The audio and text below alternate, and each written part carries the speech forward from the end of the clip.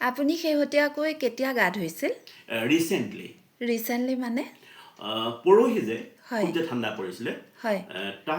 তাৰ ঠিক 4-5 দিনৰ আগত।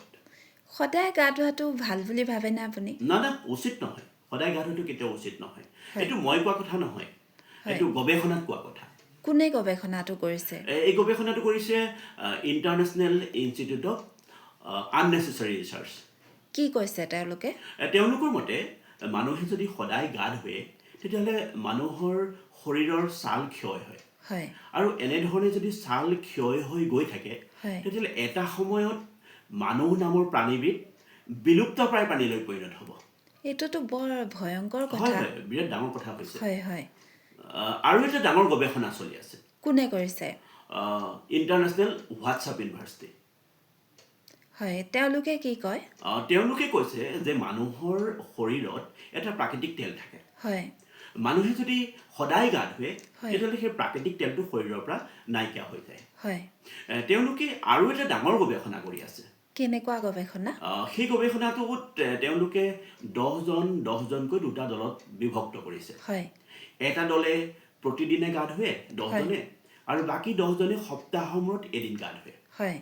এই প্ৰতিদিনে গা ধোৱা দলটো শেষত দেখা গ'ল যে তেওঁলোক স্মৃতিশক্তি বিলুপ্ত পাইছে আৰু পাগল হৈ গৈছে।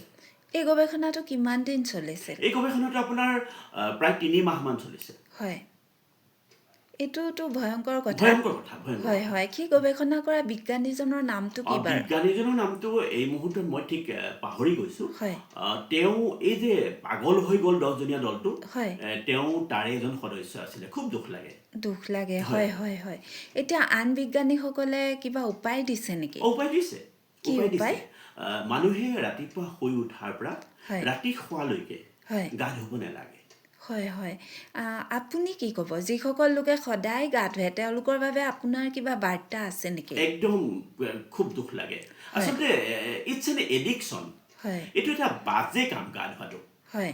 মানুহে গা ধোৱাটো এটা মানে নিচালৈ পৰিণত হৈ গৈছে। হয়। এইটো কামৰ পৰা বিৰত থাকিব লাগে মানুহ। হয়।